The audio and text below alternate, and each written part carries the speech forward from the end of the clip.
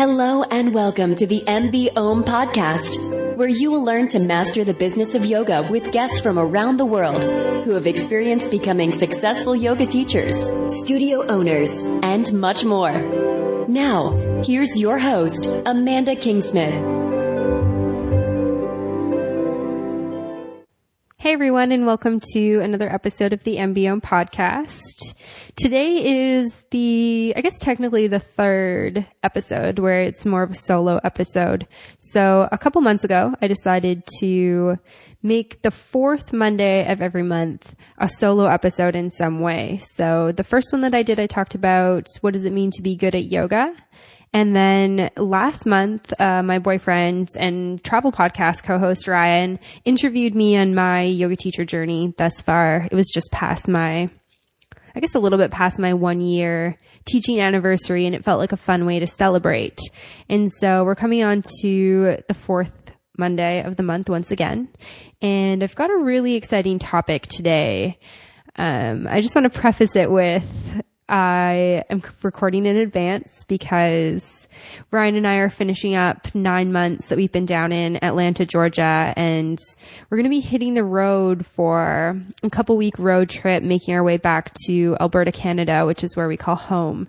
And I'm sitting on the ground in our now empty apartment. All of our furniture is gone, speaking into my microphone. And so one of my big things was getting everything for MB Om really organized before hitting the road for the road trip. So if anyone also has a passion and a love for travel, which I know there's a lot of traveling yogi and yoginis out there, you can follow us. It's the World Wanders podcast, and stay in touch with where we're at in the country.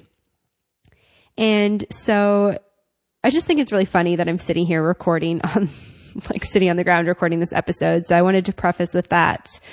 Getting into today's topic, it's something that stemmed out of conversations that I've been having with students lately. And people have been asking, where does my practice have to be at before I can do a teacher training? Or I'm thinking about doing a yoga teacher training, but I don't think I'm good enough. Or I don't think I'm good enough to teach yoga. Is that true? And I thought it was the perfect topic to sort of tackle on the podcast, because I'm sort of around the belief that everyone should do a yoga teacher training based on the idea that I got so much personal growth out of it. And I think that yoga is so much more than the physical practice, which is what I talked about on my last solo episode, is that sort of the way the yoga industry has gone is that we really define being good at yoga based on, the physical aspect of it. And it's often forgotten with a lot of people, or it's perceived from the outside sort of looking in, that you need to be really physically good in order to be good.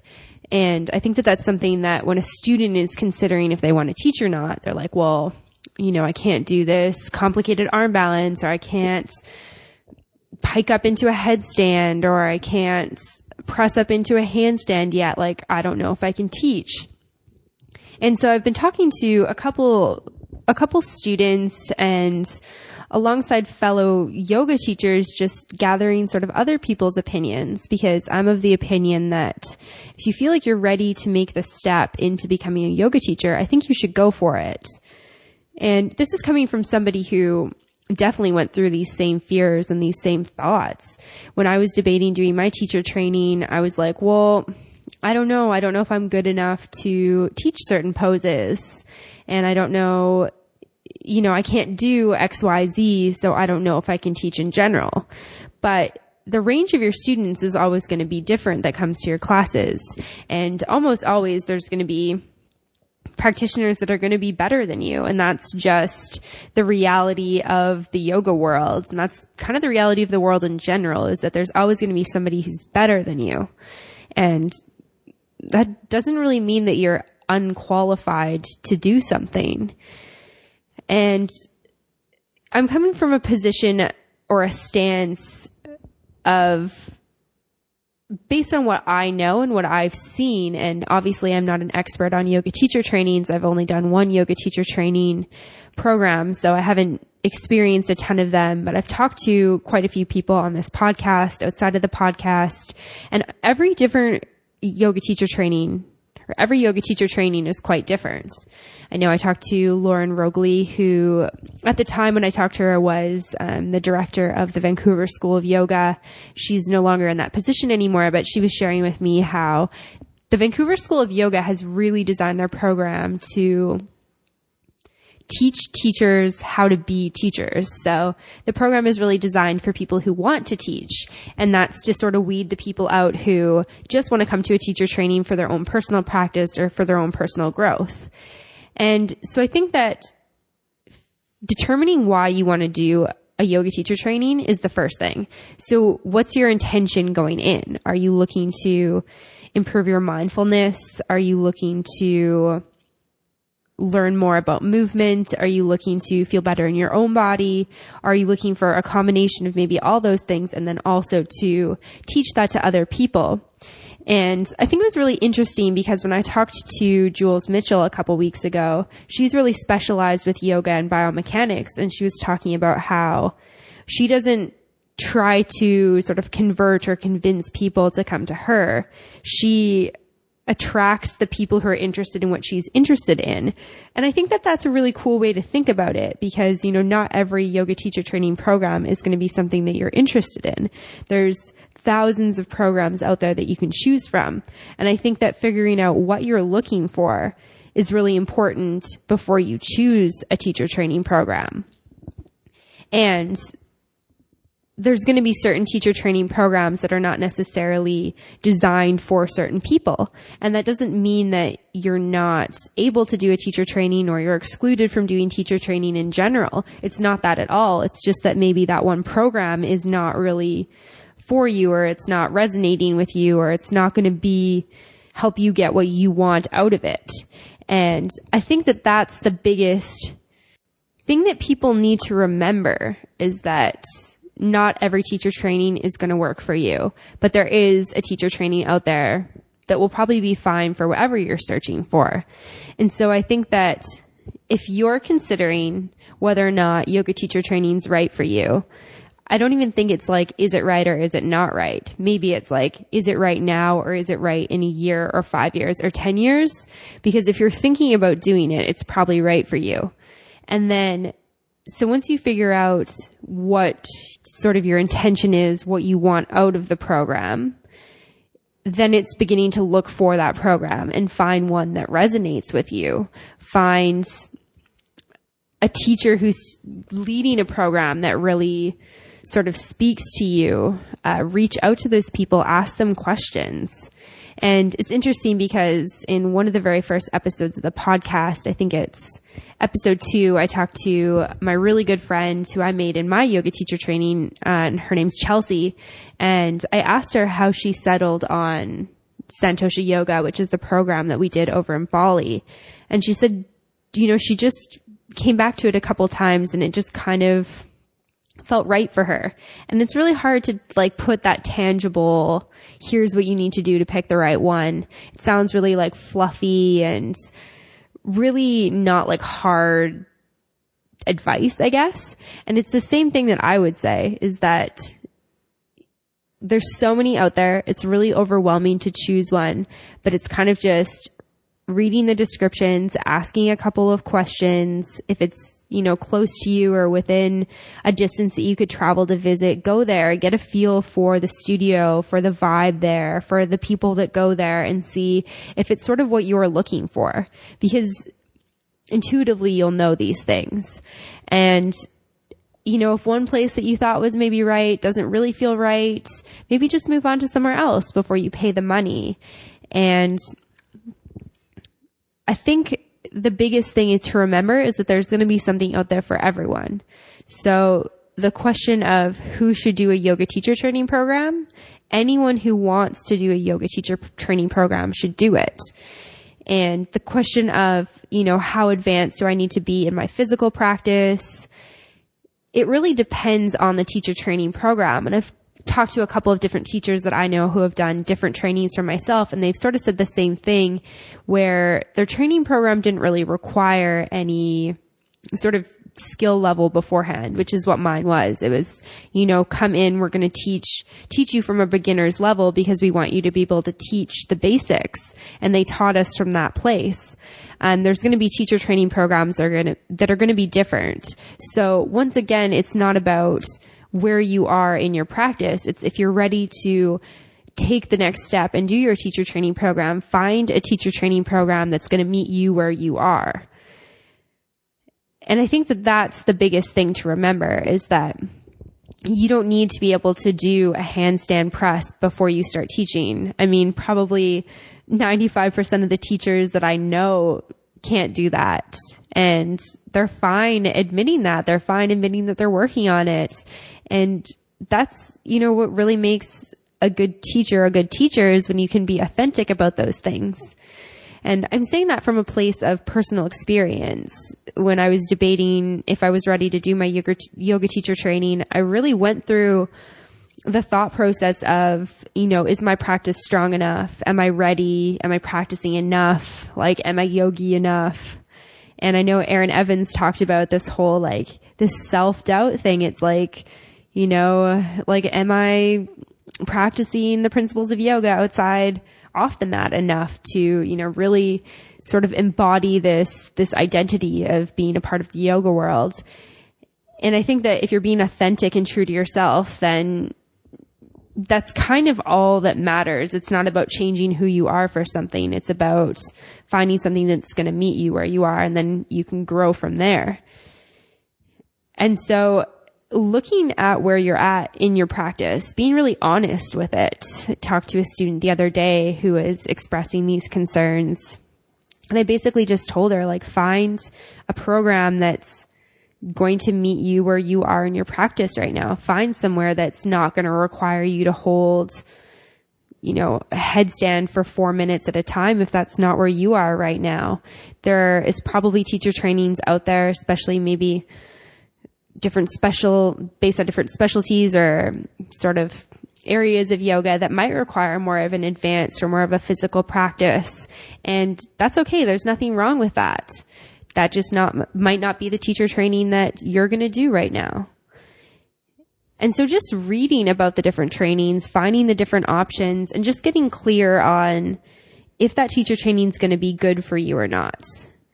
And I think that Jules really talked about this quite clearly in her episode, in that if you're looking to do a teacher training that's more around kirtan or bhakti or chanting, that sort of thing, you're probably not going to come to her training, because she offers a training that's really about loads and movement and integrating biomechanics with yoga. And that's not so relevant with a 200 level, because the 200 level, there's a lot of stuff that needs to be covered, but it becomes a lot more relevant as you begin to specialize further in your career. And that's, if you're listening and you're like, okay, yeah, I did my 200 level, I want to do something else. That's something that you should really keep in mind, that once again, it's finding something that's going to meet you where you are, finding something that resonates with you, that's where you kind of want to take your career. And 300 levels will provide the same sort of thing. Some of them require a certain number of teaching hours. Some of them require a certain number of years teaching. Others will be more towards those different sort of categories that I just covered, maybe more on the meditation side or more on the bhakti side, maybe more on the movement side, picking something that really interests you and going from there. And obviously, teacher trainings are expensive. I know that it's a huge investment. I understand that.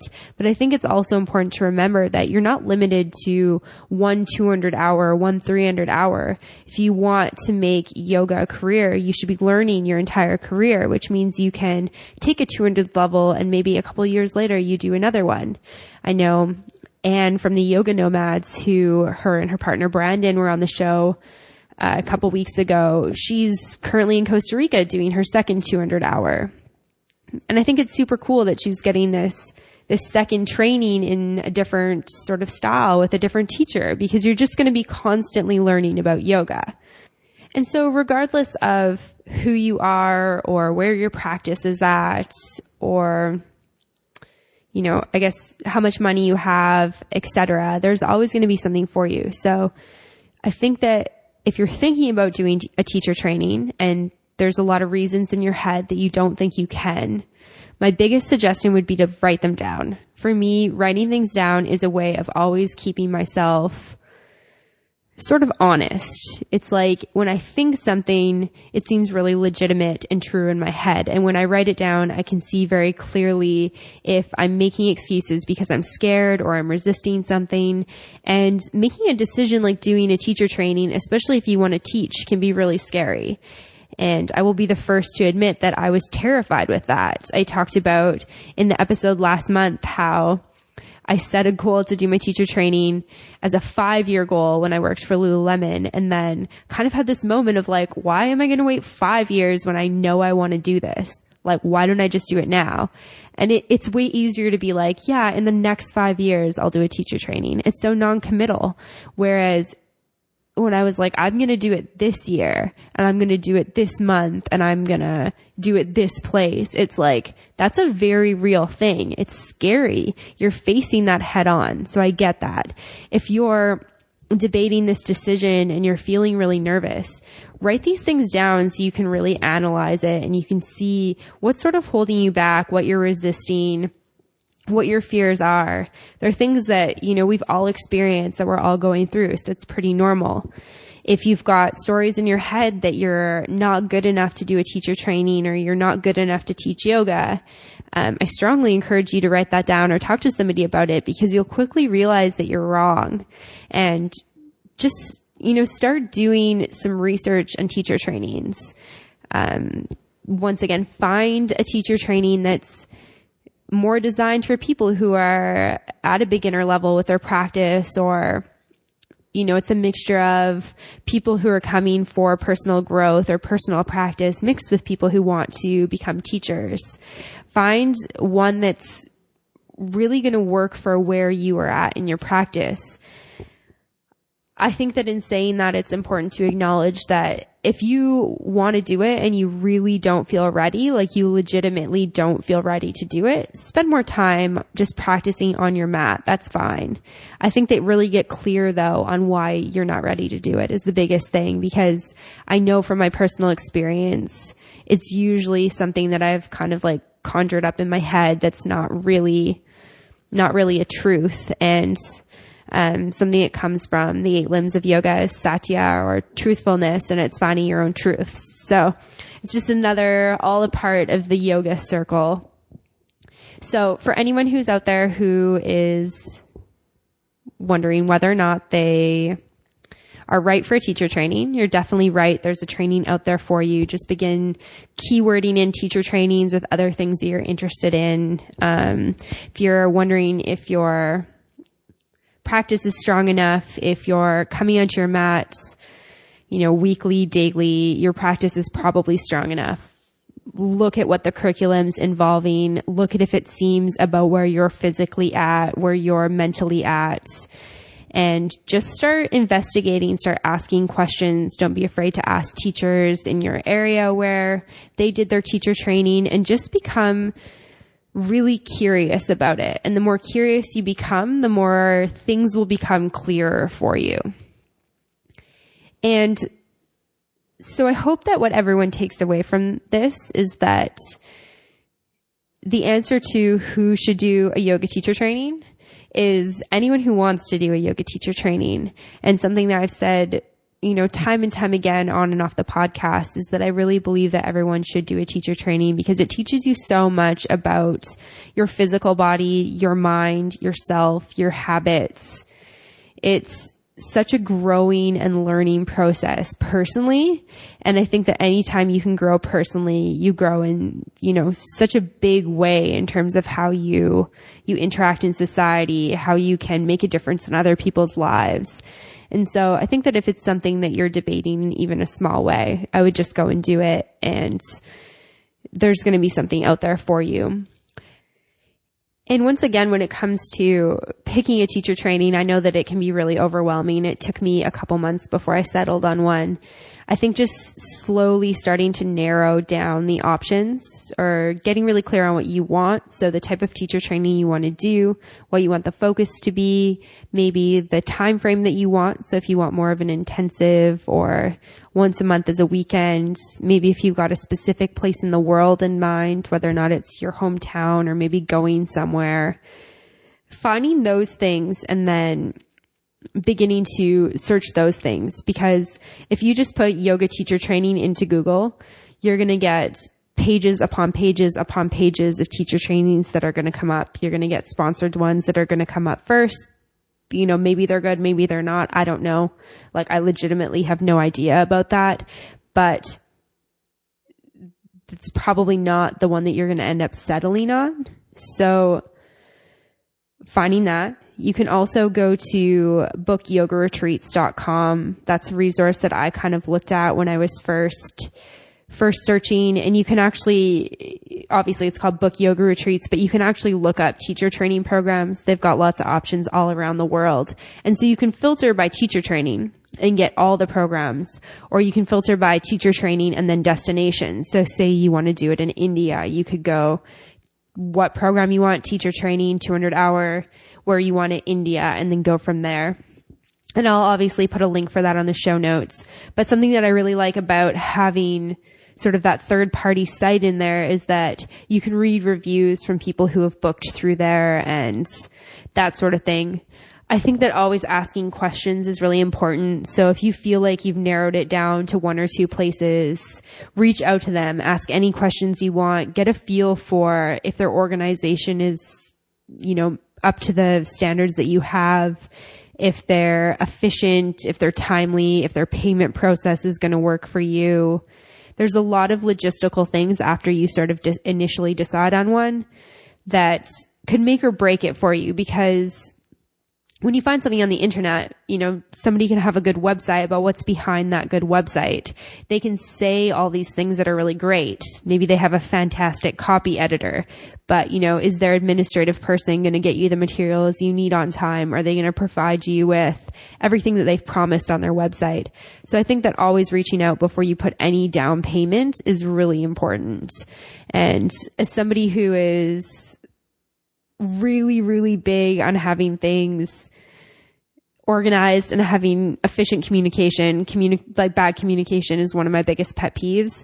I would never put a down payment for a $2,000 to $3,000 program without having reached out and at least had an email conversation with somebody who is a real life person working for that company. Obviously, if there's a teacher that you highly respect or a couple teachers that you're debating between, you can always ask them if they do teacher training programs or if they recommend anyone who does teacher training programs, because a lot of times when you find somebody whose teaching style you really resonate with, they might teach really similar to a teacher that they've had in the past. So that's another great way to find training programs. I know that I first discovered my program via word of mouth, and word of mouth is always a good way to discover things. You can just hear firsthand what it was like, which always makes it a little bit less scary. And so I think I've sort of covered this topic. It's obviously really, really broad, but I think I've kind of circled around and around a couple times and kind of covered the entire topic of who should do a yoga teacher training program and sort of, you know, why I think that everyone should do a yoga teacher training program if they want to. And then, of course, you know, a few tips and tricks for just kind of making that hard decision. And I think that this is a topic that we're going to continue to come back to. It's something I like to talk with all my guests about, is sort of how they found their teacher training programs or how they choose to run their programs. Of course, if you have any questions or comments or any feedback, you can send me an email, info@mbomyoga.com. There'll be show notes and everything new up on the blog at www.mbomyoga.com. If you're enjoying the podcast, sign up for the newsletter and you'll receive a free copy of my ebook, as well as be the first to know about new updates, which is pretty awesome. And then join the community on Facebook, Mastering the Business of Yoga. And as always, thank you so much for listening and for being a part of this community. It's been really awesome to hear from a couple people who have been listening and to begin connecting with a few more people. And I just really appreciate that you're listening to the podcast and learning about the business side of yoga. So thank you so much, and namaste.